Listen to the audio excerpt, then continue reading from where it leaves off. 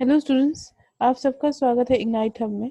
आज हम लोग बात करने जा रहे हैं वर्ब एग्रीमेंट की, जिसमें बात करेंगे रूल्स की और साथ ही साथ उनकी यूजेस की। जहाँ तक आप सबको पता है कि कॉम्पिटिटिव एग्जाम्स में या किसी भी एकेडमिक एग्जाम्स में भी जो चीज़ें पूछी जाती हैं वो पूरी तरह से रूल के ऊपर बेस्ड हैं। वर्ब एग्रीमेंट का किस तरीके से यूज किया जाता है उसके बारे में हम डिस्कस करेंगे। सबसे पहले बात करते हैं रूल नंबर 1 की। अकॉर्डिंग टू रूल नंबर 1 पहले हम ये समझेंगे कि वर्ब एग्रीमेंट का मतलब क्या है और कब इसका प्रयोग किया जाता है। किसी भी सेंटेंस में सब्जेक्ट के नंबर तथा पर्सन के अनुसार वर्ब का प्रयोग ही सब्जेक्ट वर्ब एग्रीमेंट कहलाता है। मतलब कि सेंटेंस में अगर कोई सब्जेक्ट दिया गया है, उसी के लिए अगर हम कोई नंबर या पर्सन के अकॉर्डिंगली वर्ब का यूज करते हैं, जैसे सब्जेक्ट कोई सिंगुलर सब्जेक्ट है या प्लूरल सब्जेक्ट है, नंबर्स कैसे दिए गए हैं, फर्स्ट पर्सन है या सेकंड पर्सन है, इन सब का यूज करते हुए ही हम वर्ब का यूज करते हैं। इसी प्रयोग को, इसी यूजेस को हम क्या बोलते हैं? सब्जेक्ट वर्ब एग्रीमेंट बोलते हैं। रूल नंबर 1 कहते हैं, यदि दो सब्जेक्ट को, किसी भी दो सब्जेक्ट को as well as, with, along with, together with, and not, in addition to, but, beside, except, rather than, accomplished by, like, unlike, no less than, nothing, but, इन सब के साथ अगर जोड़ा जाता है तो वर्ब पहले सब्जेक्ट के अनुसार प्रयोग होनी चाहिए। मतलब कि किसी भी सेंटेंस में अगर दो सब्जेक्ट साथ साथ आते हैं और उन दोनों को जोड़ने के लिए इनमें से किसी भी वर्ड का अगर यूज किया जाता है तो हम जो सबसे पहले वाली वर्ब होती है उसी के अकॉर्डिंग क्या करते हैं? वर्ब का सिलेक्शन करते हैं। मतलब कि जो सब्जेक्ट सबसे पहला लिखा गया था उसी के अकॉर्डिंग अब क्या किया जाएगा? वर्ब का सिलेक्शन किया जाएगा।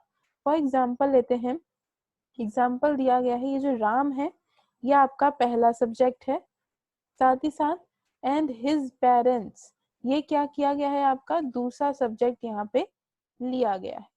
अब देखिए, इन दोनों सब्जेक्ट से पहले क्या हुआ है? एज वेल एज का यूज किया गया है। इसका मतलब है ये जो वर्ब आई है आर, वो किसके अकॉर्डिंग आनी चाहिए थी? आपकी राम के अकॉर्डिंग आनी चाहिए थी। तो अब अकॉर्डिंग टू राम, राम क्या है आपका? सिंगुलर है। जब राम सिंगुलर है आपका तो वर्ब भी कैसी होनी चाहिए? आपकी सिंगुलर होनी चाहिए। इसका मतलब है यहाँ पे जो आर यूज किया गया है वो क्या हो गया आपका? गलत हो गया। यहाँ क्या यूज होना चाहिए आपका? इज का यूज होना चाहिए।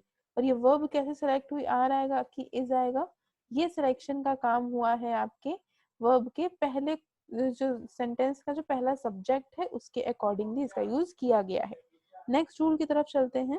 तो अगर सेकंड रूल की अगर हम बात करें तो सेकंड रूल है आपका, यदि दो सब्जेक्ट को नीदर, सॉरी, अगर हम सेकंड रूल की बात करते हैं तो इसमें सबसे पहले देखा जाएगा कि अगर कोई भी दो सब्जेक्ट को नीदर नॉर, ईदर और, not only, but also, nor और, नन, बट, इन सब के साथ अगर जोड़ा जाता है, मतलब कि कोई भी दो सब्जेक्ट को जोड़ने के लिए अगर नीदर नॉर, ईदर और, not only, but also, nor और, नॉन, बट, इन सब के साथ जोड़ा जाए तो वर्ब का जो नजदीकी सब्जेक्ट होगा, मतलब वर्ब के पहले जो ठीक पहले सब्जेक्ट यूज हुआ होगा उसके अकॉर्डिंग ही यूज करेंगे। एग्जाम्पल है यहाँ पे, नीदर नाम Ram nor Shyam have come. Have यहाँ पे किसके लिए यूज हुआ? दोनों के लिए यूज हुआ। बट हमें किसके लिए यूज करना है? हैज के लिए यूज करना है, सॉरी, शिवम के लिए यूज करना है, श्याम के लिए यूज करना है। क्यों ऐसा करना है? क्योंकि राम और श्याम को नीदर और नॉर के साथ जोड़ा गया है। जब नीदर और नॉर के साथ जोड़ा गया है तो राम एंड श्याम में से जो वर्ब के ठीक पहले वाला सब्जेक्ट होगा उसी के अकॉर्डिंग लगाया जाएगा। तो करेक्ट सेंटेंस क्या हो गया आपका?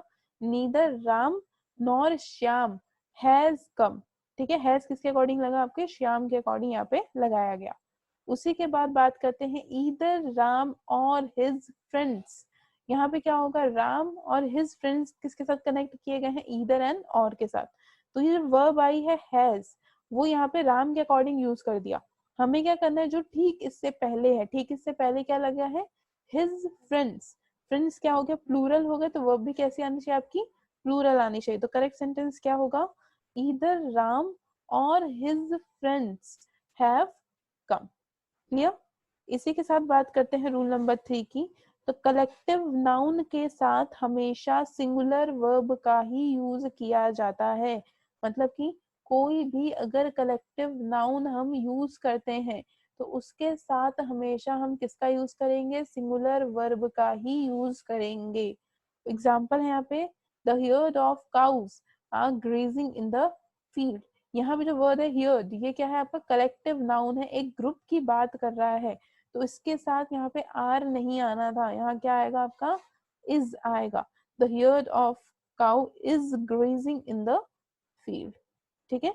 तो कहीं भी अगर कलेक्टिव नाउन लिखा होगा तो उसके साथ हमेशा सिंगुलर वर्ब का यूज होता है।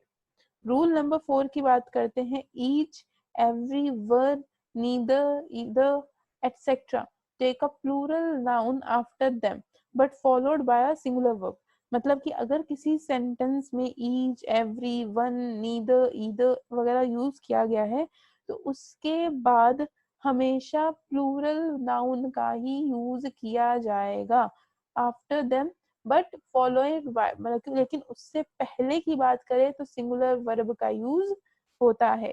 जैसे कि one of his books is stolen, उसके क्या क्या वन का यूज किया गया है तो उसके बाद कोई भी वर्ब यूज होगा तो उसके लिए सेंटेंस का यूज किया जाता है। जो फॉर्म होगी वो उसी तरह से यूज होगी। तो क्या आ गया आपका? Stolen. Neither of his books is stolen. उसके बाद रूल नंबर 5 की बात करते हैं। In a sentence expressing imaginary wish supposition the verb used is plural. अगर किसी सेंटेंस में कोई इमेजिनरी विश को एक्सपोज करता है, एक्सप्रेस करता है, जैसे कि वर्ड्स हो गए if, as if, as though, suppose, I wish, I care, etcetera वगैरह जो भी वर्ड यूज होते हैं, जैसे कि हम कुछ सोच रहे हैं, हम विशिंग कर रहे हैं, इमेजिनरी थॉट्स बिल्ड कर रहे हैं, तो उसके साथ हमेशा प्लूरल यूज किया जाता है। जैसे कि एग्जांपल है आई wish I was a king. ये गलत है क्योंकि आई विश है, हम कुछ सोच रहे हैं, it is an imaginary thought. तो हम क्या यूज करेंगे? आई wish I were a king. Okay, यहाँ पे जो वर्ड विश यूज हुआ है इसके लिए हमने ये यूज किया है।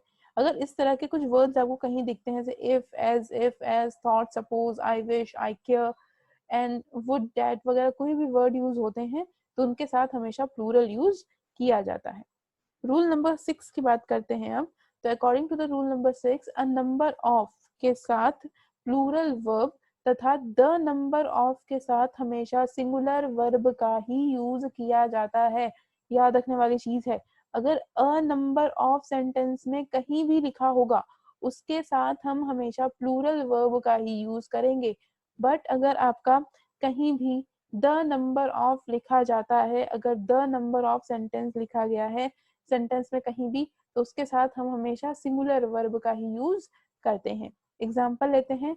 अ number of students was present. A number of students लिखा है तो उसके साथ हमेशा क्या करना चाहिए था? प्लूरल। बट सेंटेंस में क्या यूज हो गया? Was, that is singular verb. हमें क्या करना चाहिए था? We have to use a number of students were present. Were क्यों आया? क्योंकि अ नंबर ऑफ यूज किया गया है। उसी तरह द नंबर ऑफ बॉयज अगर लिखा है तो उसके लिखा है आर 50, तो ये नहीं आएगा क्योंकि द नंबर ऑफ के साथ हमेशा सिंगुलर वर्ब का यूज होता है। तो हम क्या यूज करेंगे? The number of boys is 50। Next आगे बात करते हैं रूल नंबर 7 और रूल नंबर 8 की। अकॉर्डिंग टू दैट अगर amount of, quantity of, uncountable noun के साथ यूज होते हैं। ये जो वर्ड लिखा है अमाउंट ऑफ और क्वांटिटी ऑफ, किसी भी अनकाउंटेबल नाउन के साथ अगर यूज किए जाते हैं तब इनके साथ हमेशा सिंगुलर वर्ब का ही यूज हुआ होता है, किया जाता है। मतलब कि अमाउंट ऑफ और क्वांटिटी ऑफ अनकाउंटेबल कोई ऐसे नाउन के साथ यूज हो रहे हैं जिन्हें हम काउंट नहीं कर सकते, तो उनके साथ हमेशा सिंगुलर वर्ब यूज की जाती है। जैसे कि the amount of money are not sufficient, ये गलत है क्योंकि यूज हुआ है अमाउंट ऑफ। तो हमें क्या करना चाहिए था? आर की जगह इज का यूज करना चाहिए था। तो क्या होगा sentence correct answer? The amount of money is not sufficient, ये सही होगा। क्लियर? रूल नंबर 8 देखते हैं। कोई भी यूनिवर्सल फैक्ट है, आइटम एंड फ्रेजेस दिए गए हैं, हैबिचुअल एक्शन कुछ दिया गया है, तो उसके साथ हमेशा सिंगुलर वर्ब का ही यूज करते हैं, क्योंकि वो सेंटेंस हमेशा प्रेजेंट टेंस में ही यूज किए जाते हैं। जैसे कि the sun rises in the east and sets in the west, तो इसके साथ क्या हुआ, हमेशा सिंगुलर फॉर्म यूज की गई।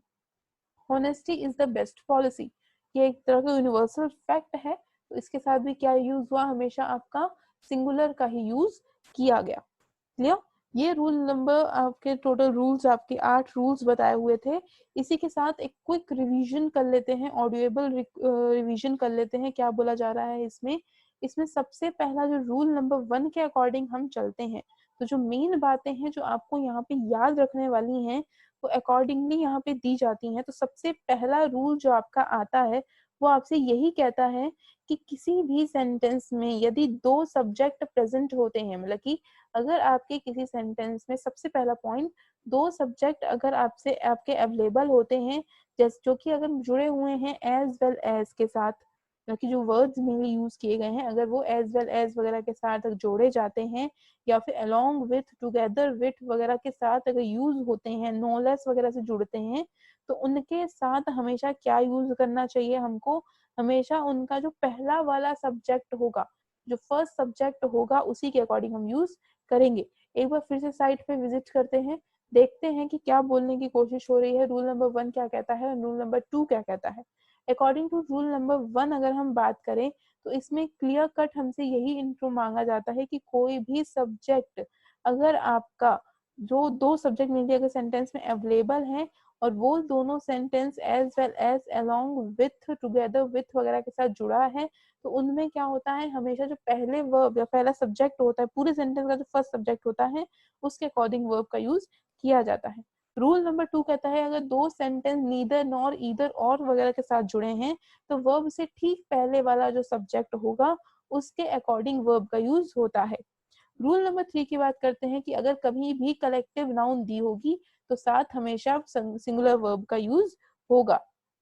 रूल नंबर 4 कहता है each, every one, neither, either वगैरह यूज होते हैं, तो उनके बाद हमेशा प्लूरल नाउन आता है, बल्कि उनसे पहले की बात की जाती, उनके उस बात की जाती है तो सिंगुलर वर्ब, फॉलोड बाय की बात की जाती है तो सिंगुलर वर्ब आता है।